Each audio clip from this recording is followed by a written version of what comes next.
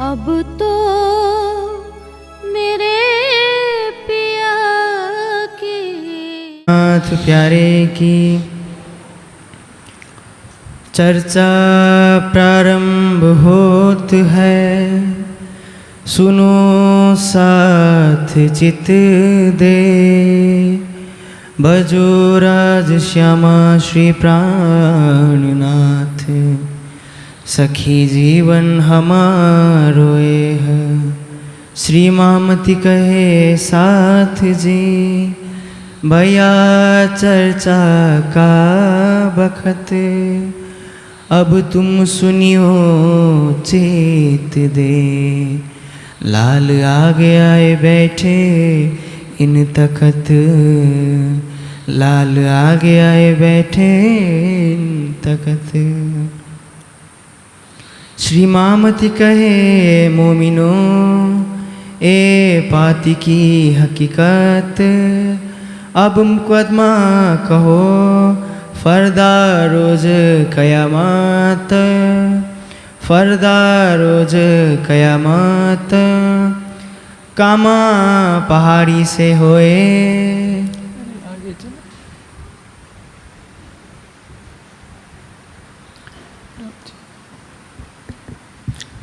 आप अक्षराती धामधनी श्री लालदास जी के धाम हृदय से उदयपुर की वितक का प्रसंग वर्णित कर रहे हैं। कल आपने सुना कि किस तरह से दिल्ली के सुंदर साथ औरंगजेब की कैद से छूट करके आ जाते हैं और इधर लाधो मसानी जो उदयपुर में जागृत हो जाते हैं। लाधो मसानी राज परिवार से उदयपुर के राजघराने से संबंधित थे।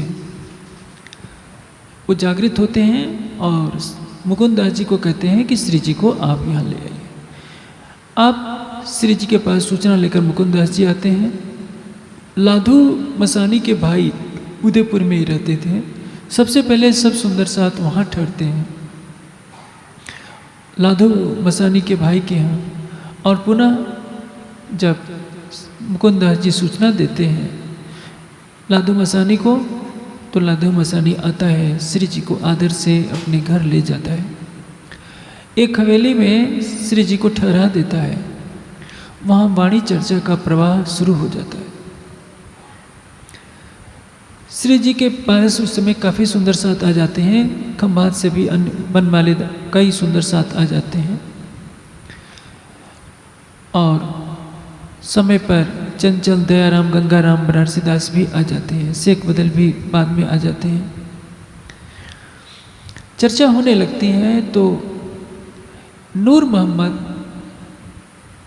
श्री जी की चर्चा सुनकर गलित गात हो जाता है। वो पहचान लेता है कि एक हिंदू के तन में हमारा परवरदिगार किस तरह से लीला कर रहा है। आपने पहले चर्चा में सुना होगा किस तरह से श्री देवचंद जी और मिहिराज के अंदर मरु, देवापी और मरु का जीव लीला कर रहा है। पुराण संहिता में लिखा है कि सुंदरी चैंद्रा नमाभ्याम चंद्र सूर्यो माया अंधकार विनाशाया प्रतिबुद्धे भविष्यतः कलयुगे। परम धाम के दो आत्माएं सुंदरी और इंद्रा के जो हैं सूर्य, चंद्र और सूर्य नाम वाले तनों में लीला करेंगे। पहले तन का नाम है श्री देवचंद्र और दूसरे का नाम है मिहिरराज। मिहिर का अर्थ होता है सूर्य, और इन दोनों में सच्चिदानंद परब्रह्म की शक्ति को विराजमान होकर लीला करना है। यह हिंदू धर्म ग्रंथों में कहा गया था। उसी प्रकार जैसे सामान्य सी बात है, किसी देश का प्रधानमंत्री भारत आए या भारत के प्रधानमंत्री मान लीजिए कि आपके सहारनपुर ज़िले में आए, तो कोई अंग्रेजी का संपादक होगा, कोई हिंदी का होगा, कोई किसी भाषा का होगा। सब अपनी अपनी भाषा में समाचार प्रकाशित करेंगे कि प्रधानमंत्री यहाँ पधार रहे हैं। उसी तरह से सच्चिदानंद परब्रह्म की जिस शक्ति का अवतरण होना था उसको सभी धर्म ग्रंथों ने एक स्वर से साक्षी के रूप में लिया। हिंदू धर्म ग्रंथों में पुराण संहिता, महेश्वर तंत्र, भविष्य दीपिका आदि ग्रंथों में साक्षी थी। तो इसी तरह से कुरान के अंदर यह साक्षी थी कि जब 1100 साल मोहम्मद साहब को इस दुनिया से गए हुए हो जाएंगे तो आखिरुल इमाम मोहम्मद महदी साहिबुल जमा के रूप में अल्लाह ताला की शक्ति आएगी, कुरान के बातीनी भेदों को खोलेगी और सारे संसार को एक करेगी। वैसे ही जैसे हिंदू धर्म ग्रंथों में लिखा था कि अपनी आत्माओं को जगाने के लिए सच्चिदानंद परब्रह्म आएंगे और सभी धर्म ग्रंथों के भेदों को खोलकर अपनी ज्ञान रूपी तलवार से अज्ञानता का हनन करेंगे। नूर मोहम्मद को जब कुरान की साक्षी मिलती है तो वो विश्वास कर ले जाता है कि भले ही ये मुस्लिम तन में नहीं है लेकिन इमाम मेहदी के रूप में वही अल्लाह ताला की शक्ति लीला कर रही है। जैसे लाल दास जी, भीम भाई, मुकुंद दास जी सबने ये माना था कि हमारे सच्चिदानंद परमात्मा ही इसमें लीला कर रहे हैं, उसी तरह से जो मुसलमान देखता है तो मानता है कि इसमें हमारे इमाम मेहदी के रूप में अल्लाह ताला की शक्ति कार्य कर रही है। अभी आप सुनेंगे किस तरह से वहाँ जागने का कार्य फैलता है। एक दिन कुछ बारात के साथ लोग आए थे, वो भी उसमें एक सैयद था। श्री जी की चर्चा सुनकर वो पानी पानी हो गया और उसने तारतम ज्ञान ग्रहण कर लिया। इसी प्रकार सेना की एक टुकड़ी जा रही थी जिसमें कई मुसलमान थे, एक अव्वल खान था, अव्वल खान पठान था, साथ में नूर मोहम्मद भी था। सब चले जा रहे थे घोड़े पर सवार होकर। श्री जी वहाँ चर्चा कर रहे थे। जब देखा कि ये कौन लोग हैं तो नूर मोहम्मद से कहता है अव्वल खान कि नूर मोहम्मद तुम इनकी पहचान करा दो कि ये कौन है। यदि तू मेरे से छिपाएगा तो न्याय के दिन तेरा दामन झटक कर उस दिन मैं पूछूंगा कि तुमने मुझसे सच को छिपाया था। नूर मोहम्मद कहता है कि इनके पास कुरान के बातीनी भेद हैं और ये इस्लाम का कार्य कर रहे हैं। इस्लाम का अर्थ क्या होता है? शांति का मार्ग। लेकिन इस्लाम का अर्थ आतंकवादियों ने क्या लिया है कि हम तलवार के बल से सारी दुनिया को इस्लाम मनवा करके रहेंगे। वो इस्लाम को रोज़ा, नमाज, हज, ज़कात और कलमे तक ही सीमित कर देते हैं। क्या अल्लाह ताला किसी अरबी भाषा से बधा हुआ है या दंड बैठक जो लगाई जाती है नमाज के रूप में केवल उसी से बधा हुआ है? परमात्मा सबका है, हिंदू का, मुस्लिम का, क्रिश्चियन का। वो सबको प्रेम, शांति का ज्ञान देता है। उसने सारी मानवता को सत्य की राह पर चलने के लिए प्रेरित किया है। ये अवश्य है वेशभूषा अलग है, भाषाएं अलग हैं, अलग अलग रीति रिवाज हैं, लेकिन रक्त सबका एक ही है। सबके दो हाथ दो पैर ही होते हैं, सबके अंदर एक ही चेतना होती है। लेकिन मनुष्य लड़ता कब तक है? जब तक उसके अंदर अशिक्षा होती है। आतंकवादियों का एक क्रूर संगठन है जो सारी दुनिया को अपने ही चश्मे से देखता है और सोचता है कि जो भी गैर मुस्लिम हैं वो काफिर हैं, उनको मारकर हम इस्लाम स्वीकार करें। ये इस्लाम का सच्चा रूप नहीं है, इस्लाम का विकृत रूप है जिसमें कुरान के पर्दे में, इस्लाम के पर्दे में खून की नदी बहाई जाती है। जब नूर मोहम्मद ने यह कहा कि ये तो इमाम मेहदी के स्वरूप है, तो परिणाम क्या होता है? वो चाबुक लेकर अपने हाथ से अपने को मारने लगता है अव्वल खान। उसको लगता है कि परवरदिगार आए बैठे हैं और तू दुनिया में अब तक क्या कर रहा था। उसको प्रायश्चित हो रहा है। देखिए, मुसलमान जब ईमान लाते हैं तो सच्चे दिल से ईमान लाते हैं। जब उसके शरीर पर कई घाव बन गए, श्री जी ने सुंदर साथ को भेजा कि अरे भाई उसको पकड़ो, ये अपने को घायल कर रहा है। बहुत बड़ा सरदार है, पठान सरदार है सेना का, और अब चाबुक से अपने को मारने लगता है। अब श्री जी के चरणों में आता है, चर्चा सुनता है और नतमस्तक होकर तारतम ज्ञान ग्रहण कर लेता है। ये तो घटना हुई। इसके पहले की कुछ विचित्र घटनाएं घटी थी।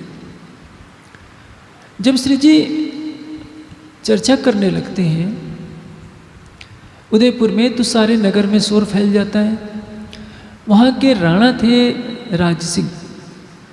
राणा राज सिंह के पास कोई न कोई तरह बात लेकर के आता है। कोई कहता है कि इनके तो अनंत लोचन है, कोई कहता है कि ये ठग है, कोई कहता है कि तुमको मुसलमान बनाने के लिए आए हैं और औरंगजेब ने भेजा है।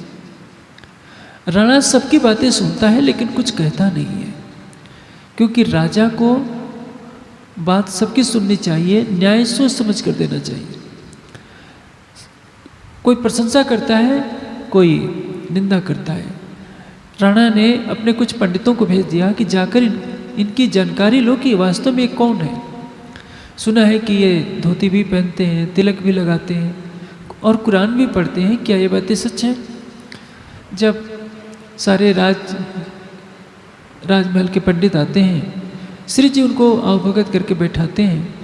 भागवत के 40 प्रश्न और वेदांत के 15 प्रश्न उनको दिए जाते हैं कि पंडित जनों आप इसका अर्थ बताओ। तो वे पंडित भला कहाँ वेदांत के 15 प्रश्नों का उत्तर जानते थे। वे तो पेट पालने के लिए किस्सा कहानियाँ सुनाने वाले थे। भागवत की कथाएं करने वाले पंडित भला भागवत के रहस्य को क्या जान सकते थे। उनको उत्तर नहीं आया तो सोचते हैं कि ये तो वैरागी हमारा सारा रोजगार ही नष्ट कर देंगे। इसलिए एक ही तरीका है कि राजा से जाकर इनके खिलाफ बोलना है कि राजा इनको यहाँ से बाहर निकाल दे। वे राणा के पास जाते हैं, कहते हैं कि राणा साहब इनको तो राज में रखना ही नहीं चाहिए, इनको बाहर निकाल दीजिए, ये तो ठग हैं और ये औरंगजेब के भेजे हुए हैं। राणा ने उनकी भी बातें सुन लिया लेकिन कुछ नहीं बोलता है। सुंदर साथ में कुछ खटपट हो रही थी।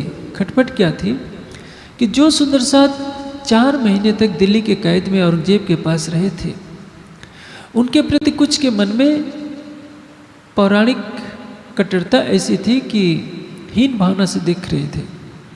आप पुराने आज से 70 साल पहले का इतिहास देखें तो कोई किसी मुसलमान का दिया हुआ खा ले, छोटी जाति का दिया खा ले तो उसको समाज से बहिष्कृत कर दिया जाता था।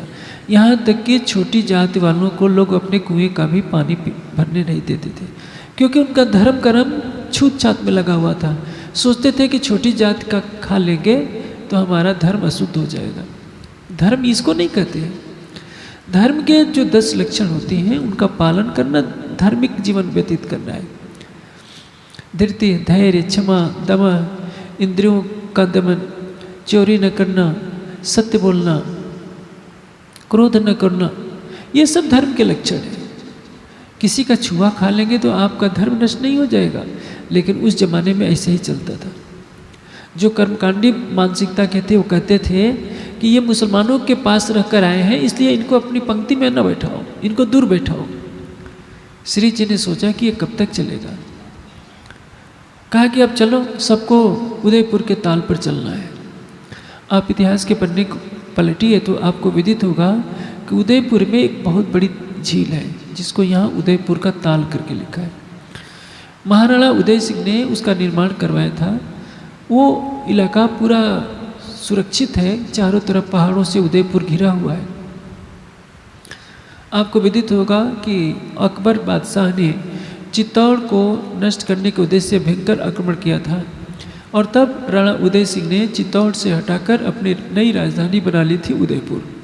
और वहाँ प्राकृतिक झील है, कितना भी सूखा पड़े झील में पानी रहता है। युद्ध में सबसे पहली आवश्यकता होती है पानी, क्योंकि युद्ध में रसद तो चाहिए, पानी नहीं रहेगा तो सेना कैसे लड़ेगी। इसलिए कोई भी राजा जब अपना किला बनाता था तो एक तो देखता था कि वहाँ पानी की व्यवस्था हो जाए, ऊंचाई पर हो, ताकि ऊंचाई से नीचे के शत्रु पर हमला करना सरल होता है। अब श्री जी सब सुंदर साथ को वहाँ ले चले, एक हवेली लेकर वहाँ ठहरे और सबको बैठाकर खंडनी के शब्दों से सबको प्रबोधित किए। जो छूत छात भेदभाव की भावना थी कि ये मुसलमानों के साथ रह कर के आए हैं तो इनको अपनी पंक्ति में नहीं बैठने देना है, उन सुंदर साथ की खंडनी की और सबको कह दिया कि देखो मैं वैरागी का वेश धारण करता हूँ और सबको वैरागी होना पड़ेगा। जिसको मेरे साथ रहना है वो वैरागी बने, नहीं तो यहाँ से चला जाए। स्पष्ट निर्देश दिया। श्री जी ने सबसे पहले अपना बाल मुड़वाया, सिर को मुड़वाया, बालों में बाले और बाले पहने,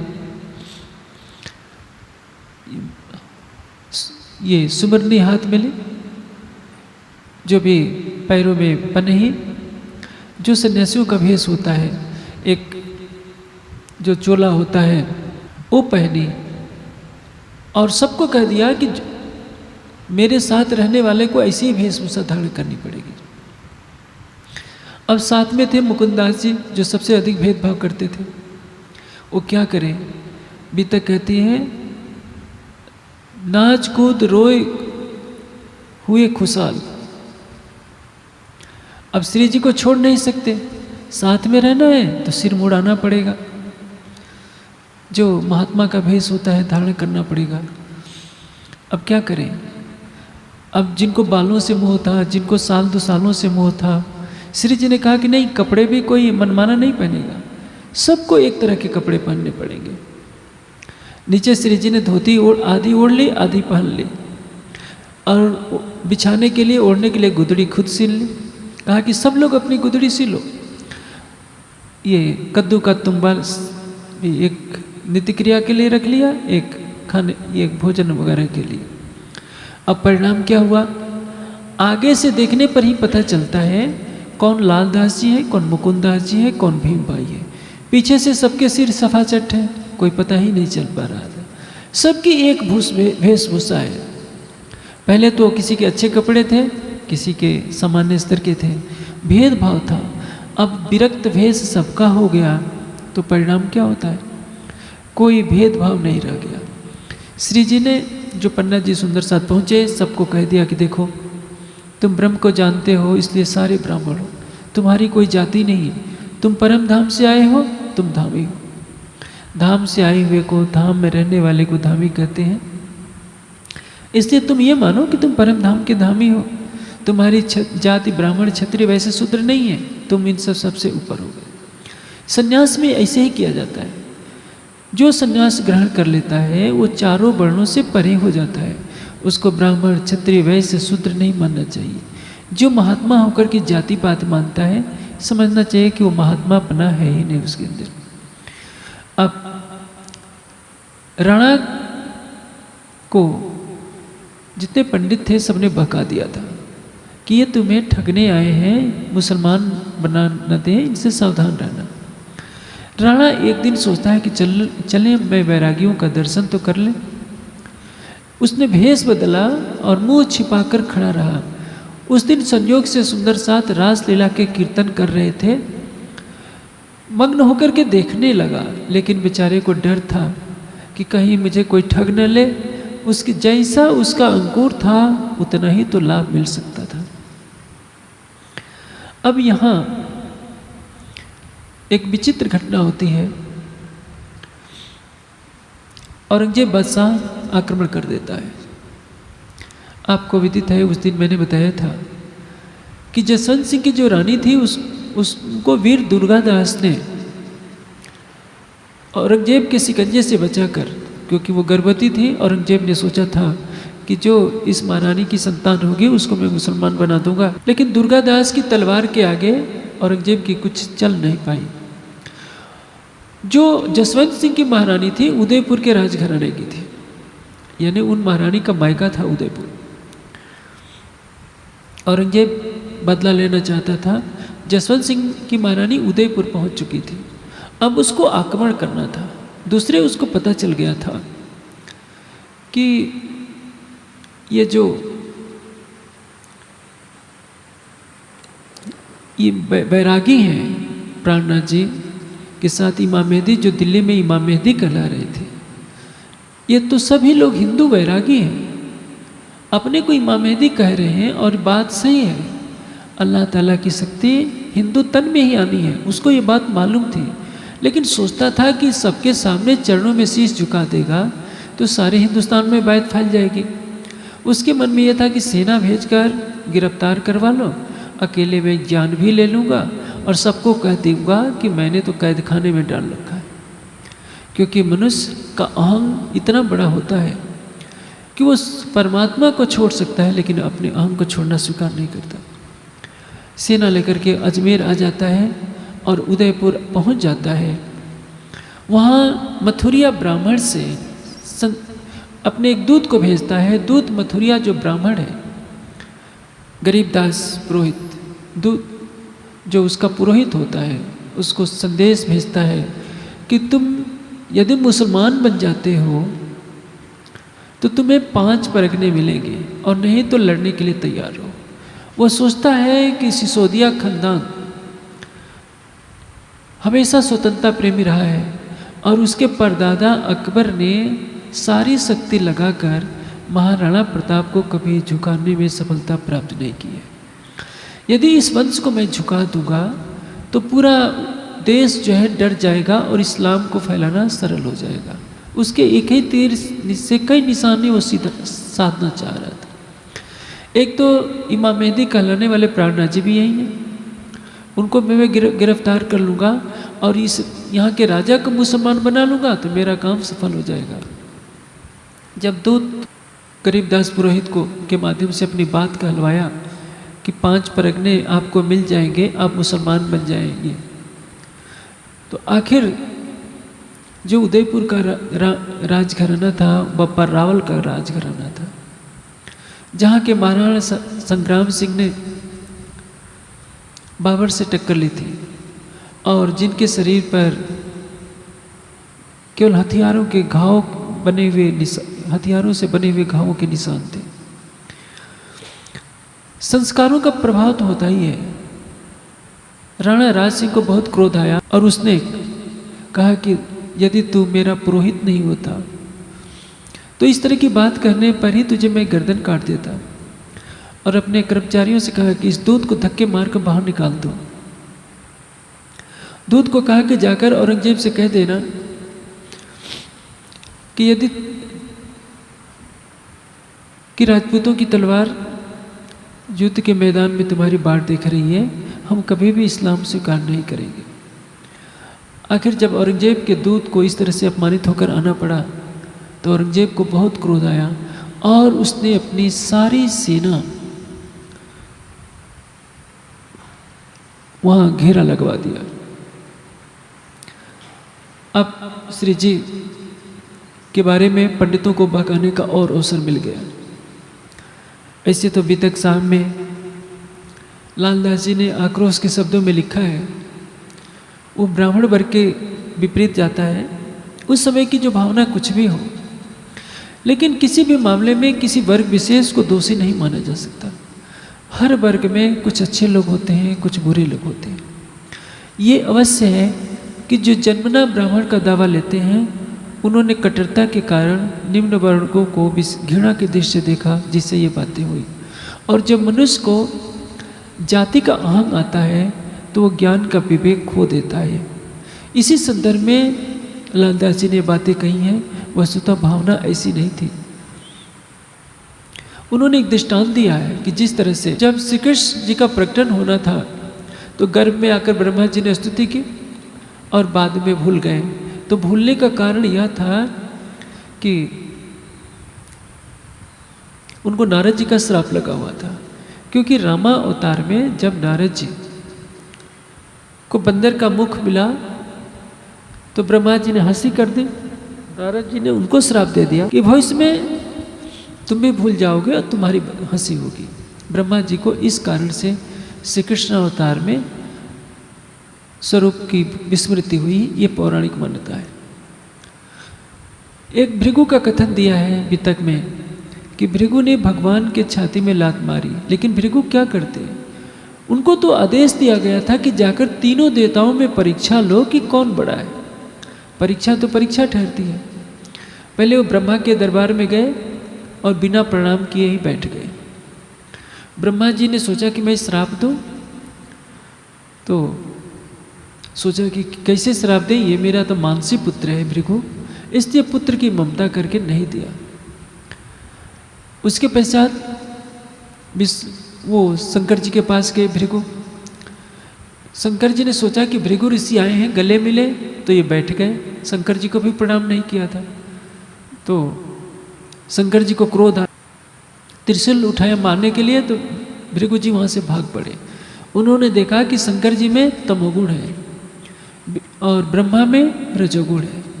अब बैकुंठ पहुंचते हैं, विष्णु भगवान लक्ष्मी के साथ सो रहे होते हैं। जाते ही उन्होंने विष्णु भगवान की छाती में लात मारी और फटकारा कि क्या कर रहा है, सो रहा है। विष्णु भगवान उठे और उनके चरण पकड़कर कहते हैं कि ऋषिराज, मेरी छाती कठोर है, आपके कोमल चरणों में चोट तो नहीं लगी। भृगु को ये कार्य ही सौंपा गया था कि तीनों देवताओं की परीक्षा करके आओ। तो भृगु ने ऋषियों के आदेश का पालन किया। उनके मन में विष्णु के प्रति कोई घृणा की भावना नहीं थी। तभी तो रहीम जी ने कहा था, क्षमा बड़न को चाहिए छोटन को उत्पात, का रहीम हरि को घट्यो जो भृगु मारी लात। यानी भृगु के बड़प्पन की परीक्षा ली गई थी। जो महान होता है वो विनम्र होता है, जो जितना महान होता है वो छोटों के प्रति स्नेह की भावना रखता है, उनके अपराधों को नहीं देखता। एक जो बात कही गई है कि जो कर्मकांडी ब्राह्मण थे ब्रज लीला के समय, श्री कृष्ण जी ने ग्वाल बालों को भेजा कि जाओ उनसे भोजन मांग लो। उन्होंने कहा कि नहीं, जब तक हम हवन पूरा नहीं कर लेते तब तक प्रसाद नहीं देंगे, और उनको निराश होकर के वापस आना पड़ता है। जब उनकी पत्नियों ने सुना कि श्री कृष्ण जी ने अपने ग्वाल बालकों को भेजा है तो घरों से व्यंजन लाकर उनको खिलाए, तब से उनको श्राप लगा। आप मथुरा में जाकर देखेंगे कि दुकान पर उनकी पत्नियां, पंडों की पत्नियां बैठ करके सारा वो लेन देन करती है और काम धाम सारे उनके पतियों को करना पड़ता है। तो ये तो पौराणिक घटनाक्रम है जो राज दरबार के पंडितों ने दुर्व्यवहार किया, साक्षात आए हुए अक्षरातीत को नहीं पहचाना। उस संदर्भ में लालदास जी के मुख से ये आक्रोश भरे वचन निकल गए हैं। अन्यथा चाहे ब्राह्मण हो, क्षत्रिय हो, वैश्य हो, शूद्र हो, हर वर्ण में जाएंगे, कुछ अच्छे लोग मिलेंगे, कुछ बुरे लोग मिलेंगे। ये पापी पेट का सवाल होता है जो मनुष्य को धर्म की राह से विचलित कर देता है। अब जब औरंगजेब की सेना ने हमला कर दिया, चारों तरफ से खाइयाँ खुदवा दी गई शहर के बाहर की तरफ, और मुख्य द्वार पर सेना लगा दी जाती है, उसमें आग जला दी जाती है कि खाइयों को कोई पार करके निकले नहीं। औरंगजेब सेना को प्रवेश करने का आदेश दे चुका है। इसके बाद राजा के पास ये बात जाती है कि इन वैरागी लोगों को यहाँ से हटा देना चाहिए, क्योंकि ये रहेंगे तो कहीं ऐसा नहीं कि औरंगजेब से मिलकर और घातक रूप बन जाए। कुछ लोगों ने कहा कि इनको लूट लिया जाए। आप सोचिए, हिंदुओं का पतन क्यों हुआ? इसी कारण हुआ। आप ट्रेन में जाकर देखिए, मैं इन अवस्थाओं से खुद गुजरा हूँ। एक मुस्लिम मौलवी हो या कोई पादरी हो तो मुस्लिम या क्रिश्चियन उसको जगह दे देंगे, लेकिन एक महात्मा खड़े खड़े पूरे दिन रह जाए तो कोई हिंदू ये नहीं कहेगा कि महात्मा जी यहाँ जगह बची है, बैठ जाइए। क्योंकि ये मैंने जीवन में देखा है। हिंदू पैर फैला करके उस सीट पर भले ही दो ही रहेंगे, लेकिन पैर फैला करके बैठे रहेंगे। मैं एक बार बड़ोदरा से आया, दिल्ली तक आया, बड़ोदरा से दिल्ली में किसी भी हिंदू ने नहीं कहा कि आप बैठ जाइए। ये आज से 18 वर्ष पहले की घटना है, जब सरकार से अस्वस्थ अवस्था में थे। मुझे तत्काल आना पड़ा था, मेरे साथ चेयरमैन भी थे रतनपुरी ट्रस्ट के। यानी किसी भी हिंदू ने मुझे 5 मिनट भी बैठने के लिए नहीं कहा कि सीट पर बैठ जाइए, जबकि पूरे दिन वो पैर फैला फैला कर लेटे थे। कोई मुसलमान ऐसा सहन नहीं कर सकता, क्रिश्चियन नहीं सहन कर सकता कि कोई पादरी खड़ा रहे और हम बैठे। तो प्रसंग ये चल रहा था, भीमसेन राणा राजा के पास था। उसने कहा कि नहीं महाराज, यदि हिंदू बैरागियों को आप लूटोगे तो बदनाम हो जाओगे सारे देश में, इसलिए इनके साथ लूटपाट करना अच्छा नहीं है। इनको ये कह दिया जाए कि चले जाए। पुनः कोतवाल आया कि आप यहाँ से चले जाइए। सूचना आती है 2 बार श्री जी कहते हैं कि अब यहाँ रहने का नहीं बनता। राज्य यहाँ से ले चलना चाह रहे हैं, इसलिए ऐसा वातावरण यहाँ बन रहा है कि हमें यहाँ रहने के लिए उचित नहीं जान पड़ता। अब श्री जी ने जितने वस्त्र थे सब सुंदर साथ में बांट दिए। राज दरबार के जो भी कर्मचारी थे उन सबको भी वस्त्र बांट दिए गए। सिरोपाव पहना करके राजा ने, श्री जी ने जो महल के बड़े बड़े अधिकारी थे उनको विदा किया और कहा कि हम आपके यहाँ से जा रहे हैं, सबके लिए मेरी शुभकामना है। राज्य का ऐसा आदेश हो रहा है कि हम यहाँ से चले जाएं। अब श्री जी वहाँ से चल देते हैं। इधर उदयपुर में भयंकर मारकाट मचती है और उस मारकाट में किसी का हाथ कटा, किसी का कुछ भयंकर युद्ध हुआ था। श्री जी यहाँ से रामपुरा की हवेली में पहुँचते हैं। रामपुरा एक गांव पड़ता है जहाँ पूरल चारण रहा करता था।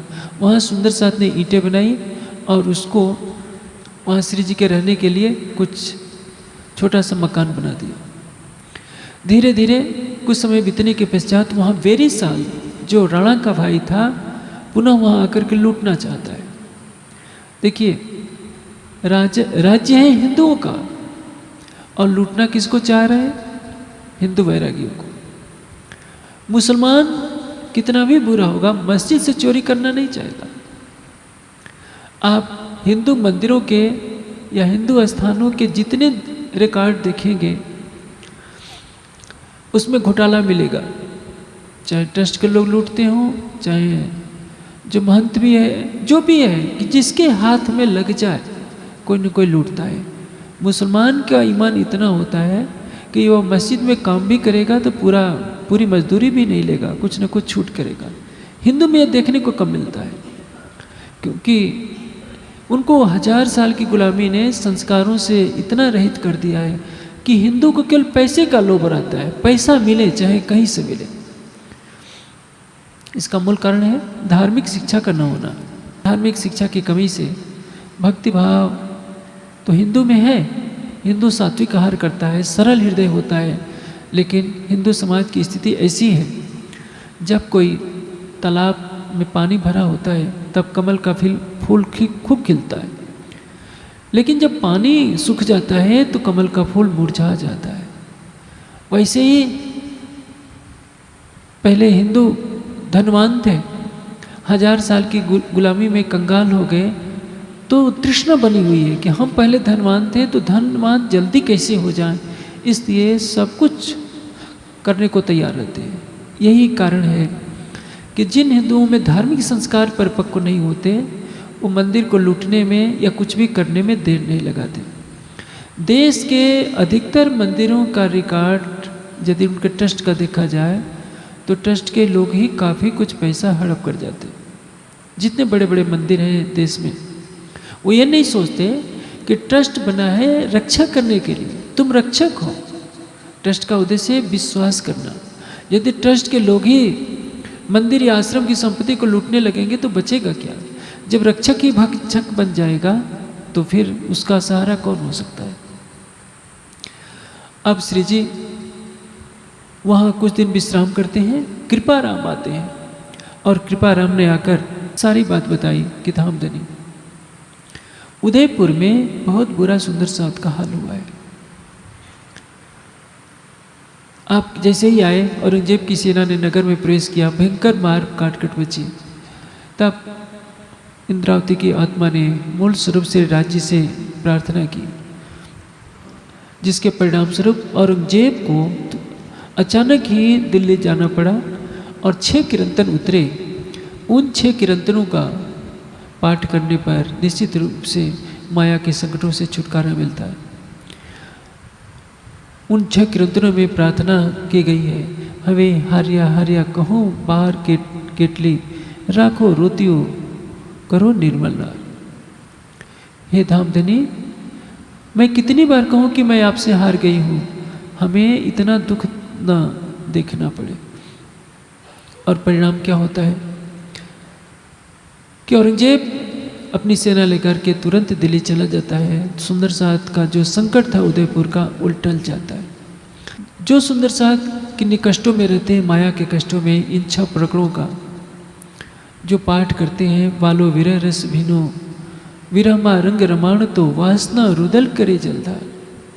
हे प्रीतम अक्षरातीत, आपकी वासनाएं इस माया के संसार में रुदन करे जलधार, दुख से पीड़ित होकर इतना रो रही है कि उनकी आंखों से आंसू की धारा बह रही है। ये 6 प्रकरण बहुत प्रेम भरे हैं। आपको किसी भी संकट की निवृत्ति के लिए न किसी ओझा के पास जाना है, न किसी मौलवी के पास जाना है। सच्चे हृदय से राज्य से जो भी संकट हो प्रार्थना कीजिए, संकट तो चल ही जाता है। और संकटों को टालने के लिए, अपनी इच्छाओं की पूर्ति के लिए किसी देवी देवता के यहाँ जाकर सिर झुकाने की आवश्यकता नहीं।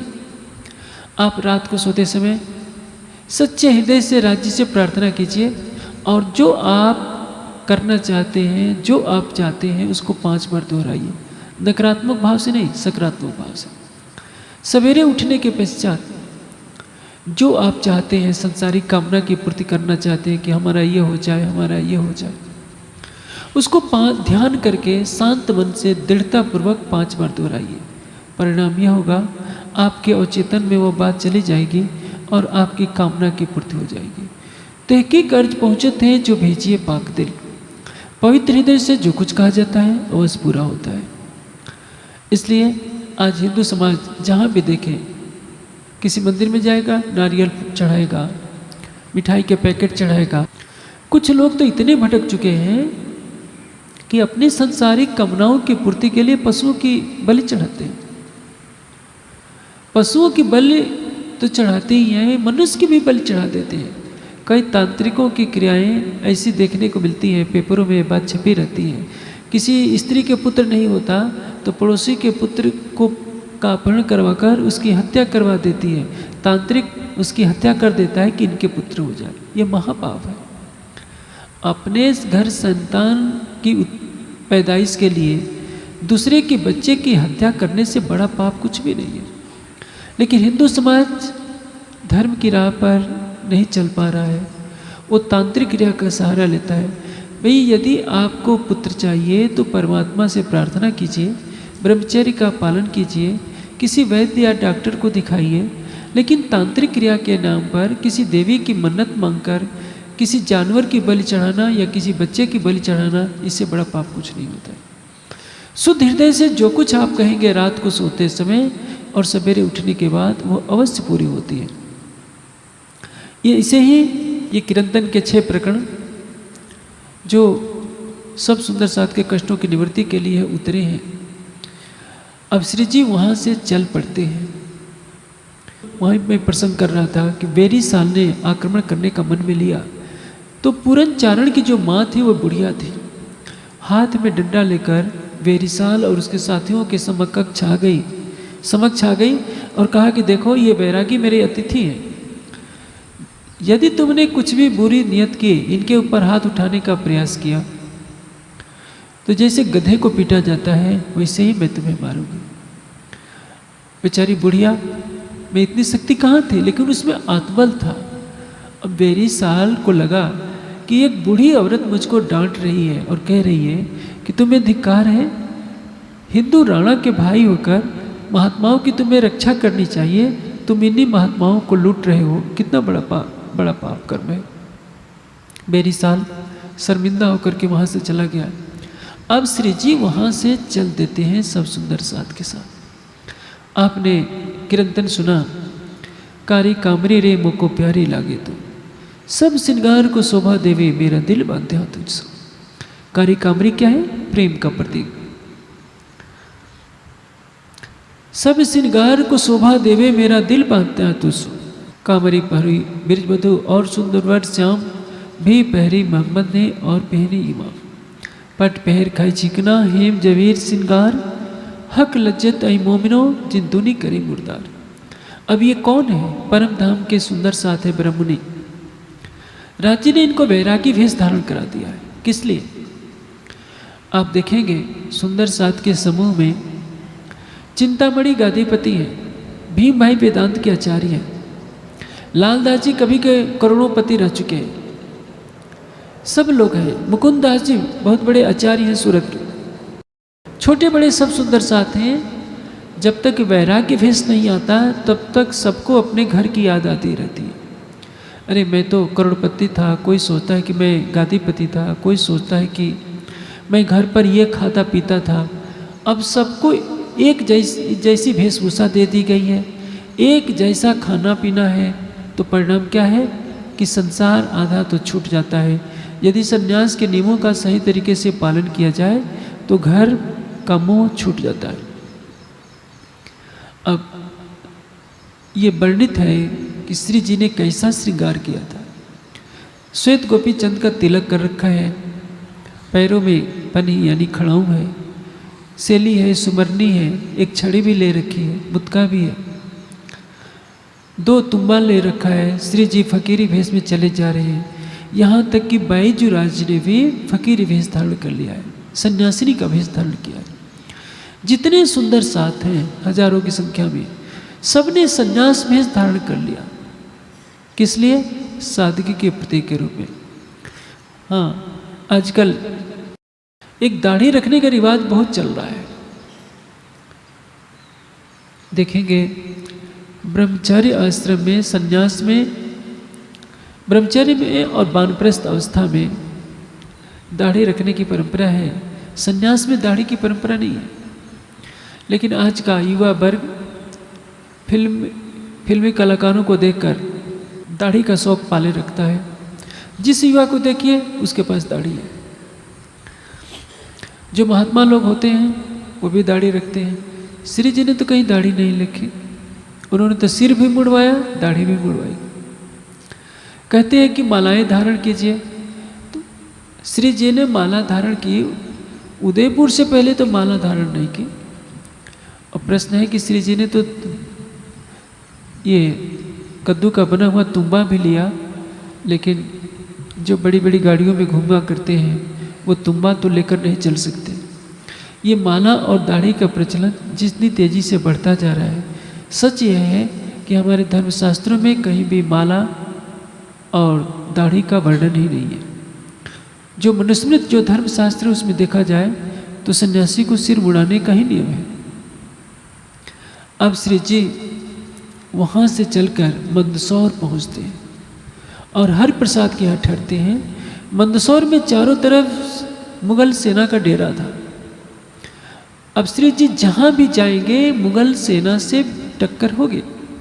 औरंगजेब चाहता है कि इन सभी वैरागियों को मैं पकड़वा लूँ और जो मेरे मन में है ज्ञान भी ले लूँ और हिंदुस्तान को ये बता दूँ कि देखो मैंने इनको कैद कर लिया है। उदयपुर में हमला हुआ इसीलिए, अब मंदसौर में भी ये घटना घटेगी।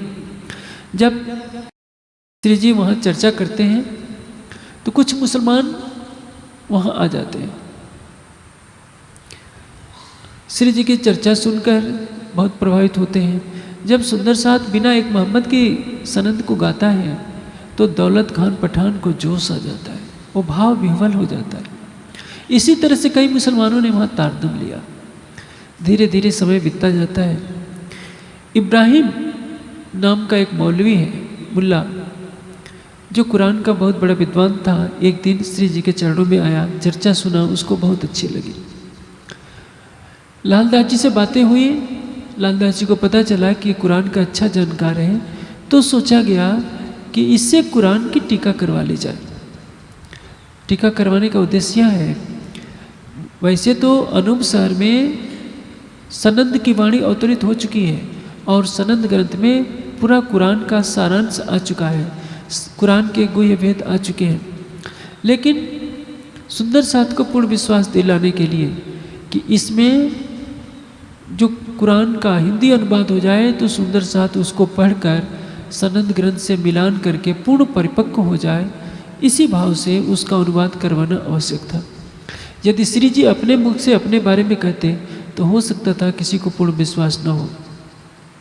अब इब्राहिम से बात होती है। इब्राहिम स्वीकार कर लेता है कि हाँ, मैं कुरान की टीका करवा दूंगा। 16वें पारे से टीका शुरू हो जाती है। लालदास लिखते हैं और श्री जी लेटे लेटे सुनते रहते हैं। 16वें पारे में जब टीका चल रही होती है तो एक प्रसंग आता है कि मोमिनों की जो इच्छा है, मोमिनों की प्रार्थना को अल्लाह ताला स्वीकार नहीं करेंगे। इब्राहिम कहता है कि नहीं, ये तो राफजी है। राफजी यानी भटका हुआ, ये गलत है, मैं इसको नहीं मानता। श्री जी कहते हैं कि इब्राहिम, जो लिखा है जैसा वैसे ही रहने दो, तुम उसमें हेर फेर न करो। तुम्हें नहीं मालूम कि यह बात किस प्रसंग में कही गई है। मुसलमानों में दो वर्ग हैं, एक शिया और एक सुन्नी। जो अबू बकर, उमर और उस्मान के कहने पर चलने वाले हैं वो कहलाते हैं सुन्नी, और जो हजरत अली के राह पर चलने वाले हैं वो कहलाते हैं शिया। सुन्नी कट्टर होते हैं, वो शरीयत से आगे बढ़ नहीं पाते। शियाओं में ही सूफी फ़कीर होते हैं जो रोज़ा, नमाज, हज, ज़कात से रहित होते हैं। शिया मुसलमानों, सुन्नियों को कहते हैं कि तुम इस्लाम से खारिज किए गए हो, और सुन्नी शियाओं को कहते हैं कि तुम भटके हुए हो। परिणाम क्या होता है? दोनों में खूनी लड़ाई होती रहती है। आपने देखा होगा जब ये मुहर्रम का समय आता है तो जितने शिया मुसलमान होते हैं छाती पीट पीट करके शोक मनाते हैं, क्योंकि करबला के मैदान में हुसैन के साथ जो अत्याचार हुआ, मजीद ने किया, मुआविया के बेटे ने, और हुसैन के छोटे बच्चे को भी तीर से मार डाला था, जो बहुत छोटा दूध पीने वाला था। किसी को छोड़ा नहीं गया। पानी के लिए तड़प तड़प कर सबने प्राण छोड़ दिया, लेकिन उसको मजीद को दया नहीं आई। उसी की स्मृति में मुहर्रम का त्यौहार शिया लोग मनाते हैं, छाती पीटते हैं और ये कहते हैं कि हाय हसन हम न हुए। अब श्री जी ने कहा कि देखो, जो परम धाम की ब्रह्मात्मा होगी, यदि वो संसारिक इच्छाओं की प्रार्थना करेंगे तो राज्य उसकी पूर्ति नहीं करेंगे। कहने का भाव यह है, आप राज्य से कहें कि राज्य हमको करोड़पति बना दीजिए, राज्य तो बना देंगे, लेकिन करोड़पति बनने के बाद आप कहेंगे कि अब हमें चितवनी करने के लिए समय नहीं मिल पा रहा है, काम बहुत ज़्यादा है, तो राज्य आपको धन क्यों दे? जिससे आप माया में इतने उलझ जाएं कि राज्य को ही भूल जाएं, तो राज्य आपकी शिक्षा को नहीं पूरी करेगी। आपका पड़ोसी से झगड़ा हो जाए और आप मेहर सागर पाठ करके कहे कि ये राज्य, ये मेरा पड़ोसी झगड़ा करता है, इसका नाश कर दीजिए, तो राज्य उसका नाश क्यों करेंगे? हो सकता है उसके अंदर भी परम धाम की आत्मा हो। तो जो गलत प्रार्थना आप करेंगे दूसरे के नाश के लिए, अपने स्वार्थ के लिए, राज्य वो कभी भी स्वीकार नहीं करेंगे। प्रसंग ये था, यदि आप अपनी आत्मा की जागृति के लिए प्रार्थना करेंगे, दूसरे के कल्याण के लिए करेंगे, तो वह अवश्य सुनी जाएगी। अब इब्राहिम को बात समझ में आ जाती है। टीका का काम पुनः शुरू होता है। 16वां, 17वां, 18वां, 19वां पारा पूरा हो जाता है। पुनः 30वें पारे की टीका होती है, और तब अलिफ लाम मीम जो पहले सिपारे से होकर पूरा होकर दूसरा, तीसरा, चौथा पारा चल रहा होता है। इसी में इब्राहिम के मन में पाप आ जाता है। वह सोचता है कि ये हिंदू बैरागी हैं, इनको मैं कुरान की टीका क्यों करवाऊं, ये तो काफिर है। उसके अंदर का शैतान जाग जाता है और वो लड़ने लगता है कि जो मैंने टीका करवाई है वो वापस दे दो, क्योंकि तुम गैर मुस्लिम हो और गैर मुस्लिम को कुरान पढ़ने की इजाज़त शरीयत नहीं देती। लालदास जी ने कठोर शब्दों में उत्तर दे दिया कि जो टीका हमारे पास है हम उसको नहीं देंगे। उसने कहा कि मैं जाकर के जो शाही फौज है उसमें जाकर शिकायत करूंगा, और ऐसा करते हुए वो चला गया। कठोर शब्द बोलते हुए श्री जी शांत बैठे हुए चुपचाप देख रहे थे। अंत में जिन सुंदर साथ जिन मुसलमानों ने तारतम ले लिया था,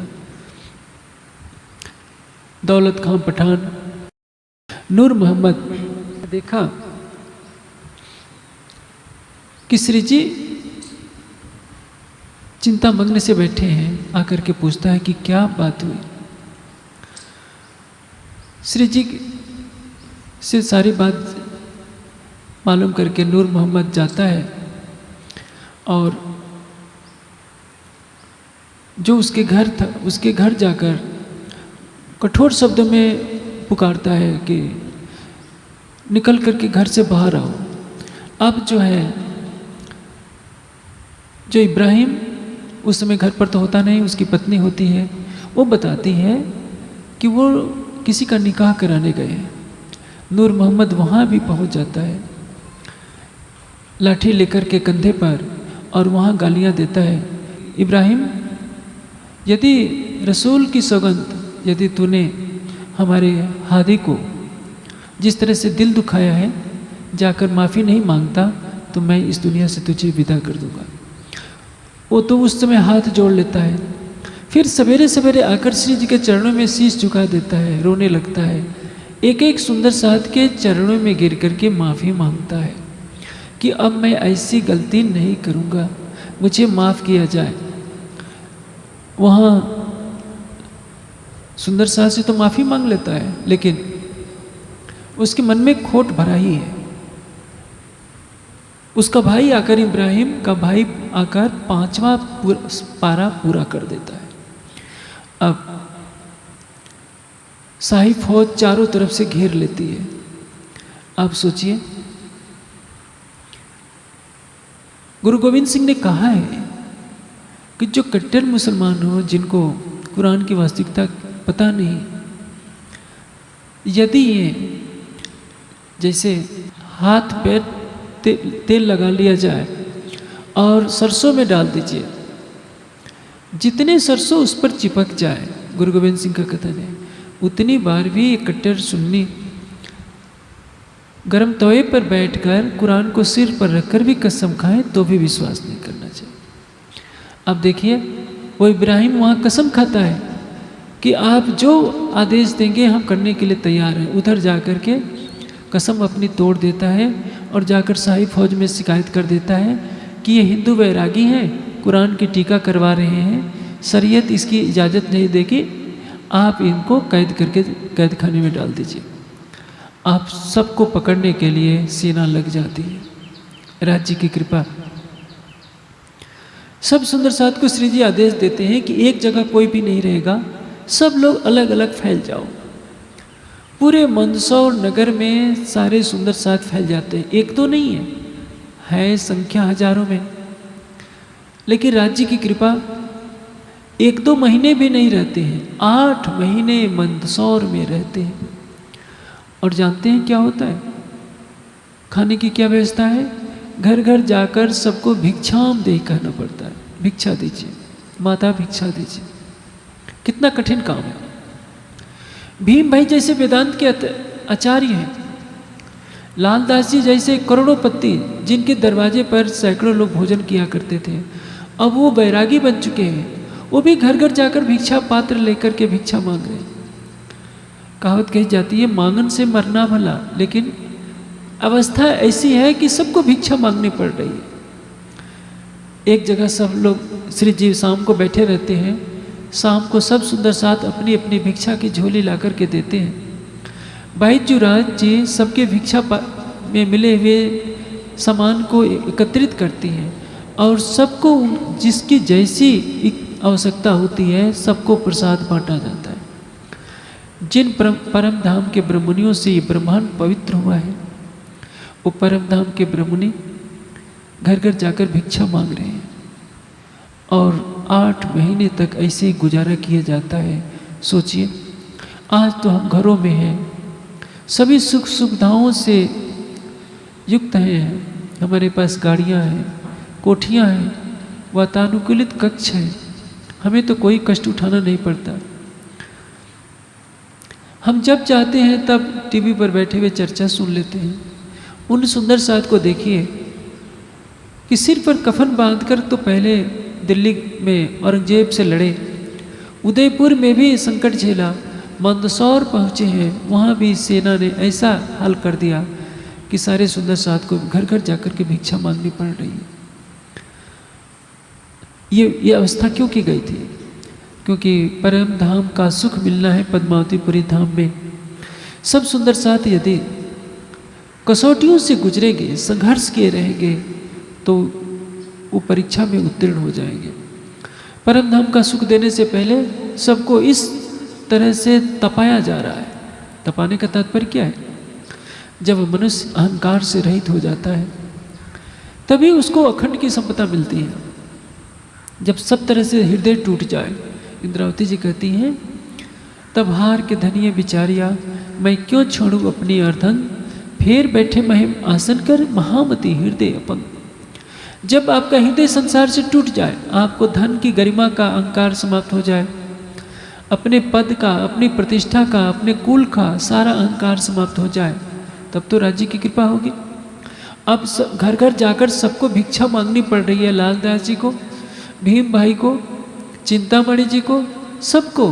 तो सबके मन में जो कुछ थोड़ा बहुत बचा था वो भी समाप्त हो गया।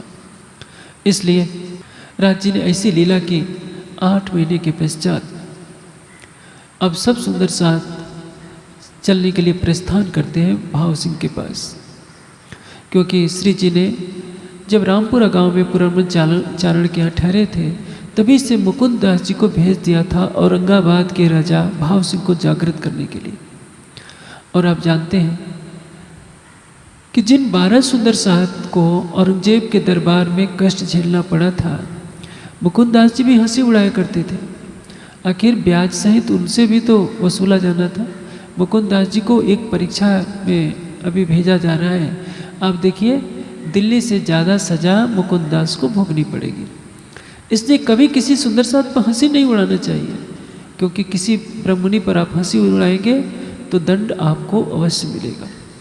कल की चर्चा में आप सुनेंगे कैसे औरंगाबाद में मुकुंद दास जी भाव सिंह की जागने का कार्य करते हैं, भाव सिंह की आत्मा जागृत होती है, कैसे कैसी वहाँ लीला होती है।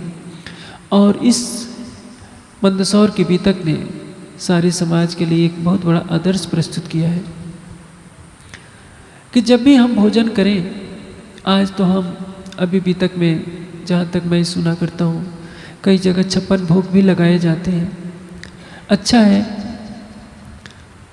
आप के पास धन है, भोग लगाइए, राजी को रिझाइए, आप कह सकते हैं। मैं भी कहता हूँ, आपको लगाने का अधिकार है, लेकिन भोग लगाकर खाते तो आप ही हैं। खाने से पहले एक बार सोच लीजिए कि जिन सुंदर साथ ने मंदसौर में 8 महीने भीख मांगी है, जिन सुंदर साथ ने पैदल चल चल कर, सूरत से पैदल चल चल कर के मेड़ता होते हुए दिल्ली आए, हरिद्वार आए, पुनः दिल्ली से उदयपुर आए, अब मंदसौर पहुँचे हैं, मंदसौर से औरंगाबाद पहुँचेंगे, रामनगर पहुँचेंगे, पैदल चलते हुए, भिक्षा मांगते हुए पन्ना जी पहुँचे हुए हैं।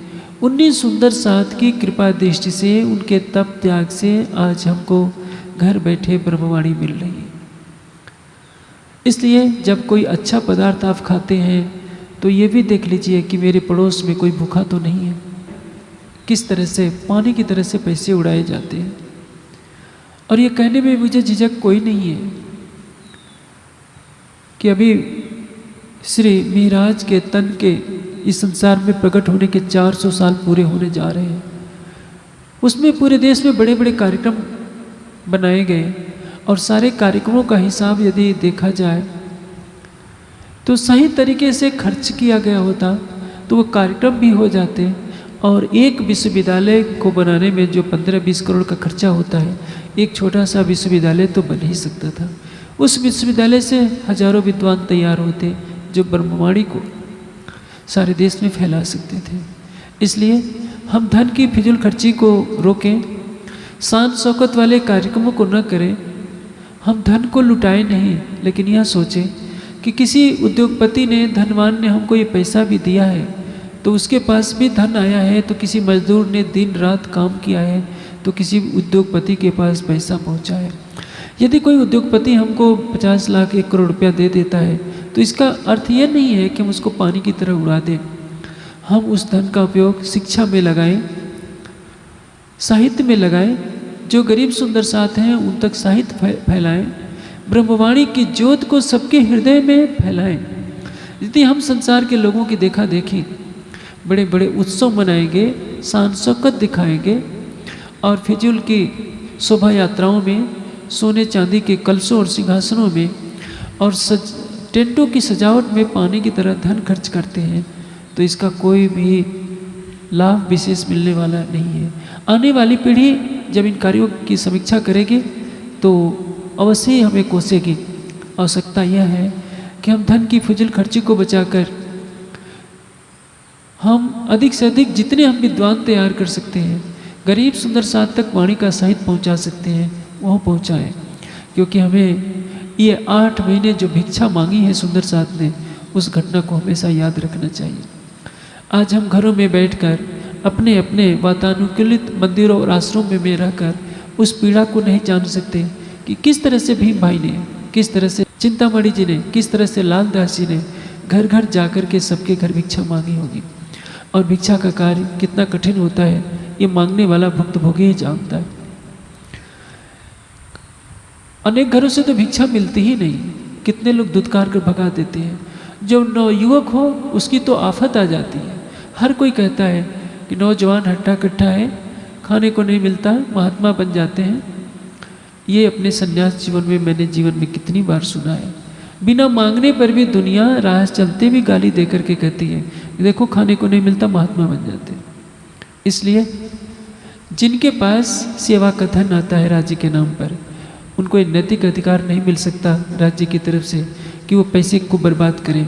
जो धन आया है उसका अपने लिए मोह न रखें, लेकिन वो धन समाज का है और समाज की शिक्षा में, ब्रह्मवाणी के फैलाव में उस धन को खर्च करना चाहिए। व्यर्थ की शोभा यात्राएं, व्यर्थ की सजावट कभी जागने का लक्ष्य पूरा नहीं करेंगे। मेरी ये बातें कड़वी अवश्य होगी, लेकिन कोई एकांत में सोचेगा तो यही लगेगा कि ऐसा ही करना उचित है। आप उस गरीब की पीड़ा समझिए जिसके पास धन नहीं है कि साहित्य खरीद सके। आप जितना पैसा सजावट में खर्च कर रहे हैं, उस गरीब के हाथों में वाणी का एक कोई साहित्य दे देंगे तो वो ज़्यादा पुण्य का काम होगा। आप अपने मंदिरों में कितने अच्छे अच्छे व्यंजन खाते हैं, कई प्रकार की मिठाइयाँ खाते हैं, सब्जियाँ खाते हैं। कभी आपने सोचा है कि श्री जी भिक्षा में आए हुए भीख के टुकड़ों को खाया करते होंगे? आप तो 4 प्रकार की सब्जियां बनाकर राज्य को रिझाने के नाम पर खुद खा लेते हैं। जिसके तन में बैठकर अक्षरातीत ने लीला की हो, वह तन भिक्षा में मिले हुए भोजन को ग्रहण कर रहा है। और आप किसी मंदिर के महाराज बन करके, आप किसी मंदिर में रहकर, आश्रम में रहकर 56 भोग लगाकर खुद को, अपनी जीवा को ही तो संतुष्ट कर रहे हैं। आप गरीब दिन दुखियों को क्यों नहीं खिलाते? उन बच्चों को भी तो देखिए जो भूख से तड़प रहे हैं। इस देश में लाखों लोग भूख से तड़प रहे हैं। यस, आप कह सकते हैं कि हम शहर में रहते हैं, हम कहाँ से खोजने जाएं गरीबों को? भारत का ऐसा कोई कोना नहीं है जहाँ गरीब ना मिलते हो। ठीक है, आप ज़्यादा कष्ट नहीं उठा सकते, हर शहर में कुछ न कुछ गरीब मिलते हैं। आप खाइए 56 भोग, लेकिन उसका कुछ अंश तो गरीबों को दे सकते हैं। यदि आप नहीं दे सकते, गरीब को साहित्य नहीं पहुंचा सकते, तो मैं यही कहूँगा कि ये सब कुछ मात्र दिखावा है, कर्मकांड है। और राज्य ऐसे 56 भोगों को कभी भी ग्रहण नहीं कर सकती है। किसी भूखे को देखकर आपका हृदय द्रवित नहीं होता है, आपके हृदय में करुणा नहीं जागती है। मानवता के लिए आपके हृदय में कोई करुणा नहीं है, प्रेम की प्यास नहीं है, तो आपका धर्म प्रचार मात्र एक दिखावा है। मेरा यह कट वचन शायद उन बड़ी बड़ी हस्तियों तक पहुंच जाए जिनके पास करोड़ों की दौलत है, लेकिन वो ये नहीं सोच रही है कि आने वाले समय में धर्म प्रचार का क्या होगा। यदि बड़े बड़े उत्सव मनाने में ही करोड़ों रुपए खर्च हो जाएंगे, तो वाणी को फैलाने वाले विद्वान कब तैयार होंगे? कब संसार में ब्रह्मवाणी का डंका बजेगा? आप गाते तो हैं कि बानी गर्जत माज संसार, खोजी खोज मिटावे अंधार, मूढ़ मती न जाने विचार, महामत कहे पुकार पुकार। अभी तो नहीं दिख रहा है कि वाणी की गर्जना हो रही है। अभी तो पन्ना के आसपास के सभी लोग नहीं जानते हैं कि प्राणनाथ जी कौन है। सारे देश में तो क्या, मध्य प्रदेश के भी सभी जिलों के लोग प्राणनाथ जी के बारे में नहीं जानते हैं। तो हम पूरे देश के कन्याकुमारी से लेकर ये कश्मीर तक और उधर सिंध से लेकर ही असम तक, सिंध से लेकर ब्रह्मपुत्र तक कहाँ से वाणी को फैला पाएंगे? पूरी दुनिया में फैलाने की बात तो दूर है, हम तो सारे हिंदुस्तान में भी नहीं फैला सके हैं। जो नए नए पंथ निकल रहे हैं, उनके ज्ञान का डंका सारी दुनिया में फैल रहा है। जब उनके पास तात्विक ज्ञान नहीं है और आपके पास तो सर्वोच्च ज्ञान है, लेकिन हमारी शैली जो प्रस्तुतिकरण की है वो अच्छी नहीं है, जिसके कारण संसार हमारी वाणी को गहराई से नहीं सुन रहा है। इसके लिए हमें अपनी कमजोरियों को दूर करना होगा जिन रूढ़िवादी मान्यताओं का हम पोषण कर रहे हैं और उनको निभाने में ही हम धन का अपव्यय कर रहे हैं, उसको यदि हम हटा दें तो वाणी के प्रचार का लक्ष्य सरलता से पूरा हो सकता है। अब समय पूरा होता है। कल आप सुनेंगे औरंगाबाद की वितक, और वहाँ से वैसे तो कल छत्रसाल जी का मिलाप है, छत्रसाल जी और श्री जी का मिलाप है, वो मिलाप कराकर तब आगे की चर्चा की जाएगी। चुपाई दो रहे। श्री महामति कहे ऐ मोमिनो, श्री ए मंदसौर की वितक, अब यहाँ से आगे चले, सो कहो हुक्म हक, सो कहो हुक्म हक। बोलो श्री प्राणनाथ प्यारे की।